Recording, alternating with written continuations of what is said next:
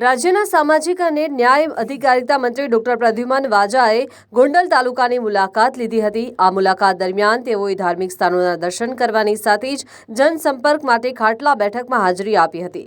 મંત્રીએ પોતાના પ્રવાસની શરૂઆત ગોંડલ તાલુકાના બાંદ્રા ગામે ઉગમ આશ્રમ ખાતે દર્શન કરીને કરી હતી। ત્યારબાદ તેઓ ગોંડલ શહેરના ભગવતપરા વિસ્તારમાં આવેલ બુધનગર સોસાયટી ખાતે પહોંચ્યા હતા। અહીં મહિલાઓ દ્વારા ઢોલ નગારાના નાદ સાથે પુષ્પવર્ષા કરી કંકુ તિલક લગાવી મંત્રીનું ઉષ્માભર્યું સ્વાગત કરવામાં આવ્યું હતું। સન્માન સમારોહ અને ખાટલા બેઠક બુધનગર સોસાયટીના સાર્વજનિક પ્લોટમાં આયોજિત ખાટલા બેઠકમાં સમાજના આગેવાનો, સરપંચો અને યુવાનોએ મંત્રીને ખેસ પહેરાવી સન્માનિત કર્યા હતા। નાગરિક બેંકના ડિરેક્ટર દીપકભાઈ સોલંકી દ્વારા મંત્રીને પરંપરાગત સાફો પહેરાવી ખાસ અભિવાદન કરવામાં આવ્યું હતું।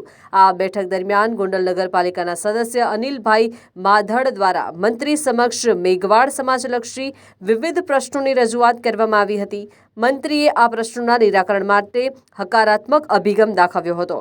ખાટલા બેઠક પૂર્ણ કર્યા બાદ મંત્રી ગોગાવદર ગામે આવેલ સુપ્રસિદ્ધ દાસી જીવણ મંદિર ખાતે દર્શન કરવા માટે રવાના થયા હતા।